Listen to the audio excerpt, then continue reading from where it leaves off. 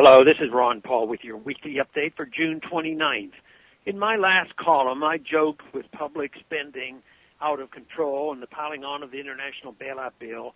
Economic collapse seemed to be the goal of Congress. It is getting harder to joke about such a thing, however, as the nonpartisan General Accounting Office has estimated that the administration's health care plan would actually cost over $1 trillion. This reality check may have given us a temporary reprieve on this particular disastrous policy. However, an equally disastrous energy policy reared its ugly head on Capitol Hill last week. The cap-and-trade bill, H.R. 2454, was voted on last Friday. Proponents claim this bill will help the environment, but what it really does is put another nail in the economy's coffin.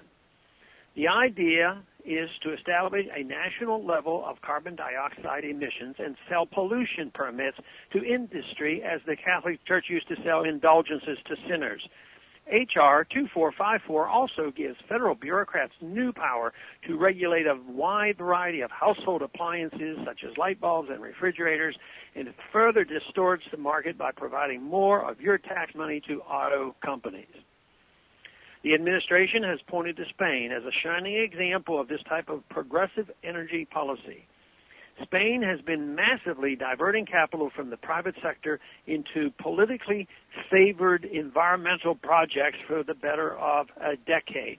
And many in Washington apparently like what they see. However, under no circumstances should anyone serious about economic recovery emulate an economy that is now approaching 20% unemployment, where every green job eliminates 2.2 real jobs and costs around $800,000 each.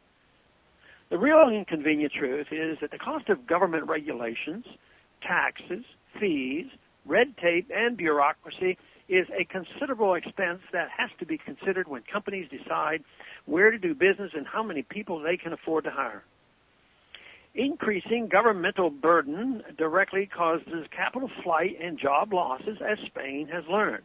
In this global economy, it's easy enough for businesses to relocate to countries that are more politically friendly to economic growth.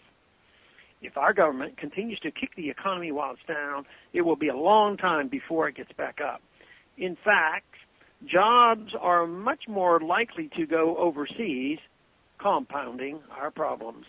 And for what? Contrary to claims repeated over and over, there is no consensus in the scientific community that global warming is getting worse or that it is man-made.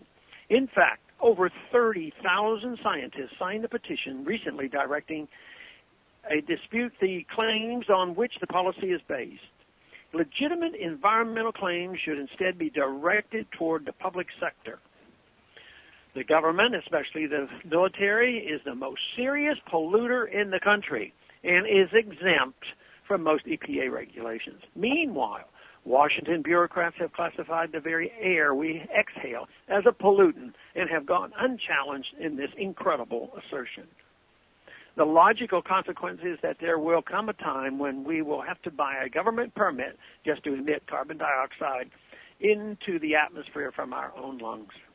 The events on Capitol Hill last week just demonstrate Washington's audacity in manufacturing problems just so they can expand the government's power.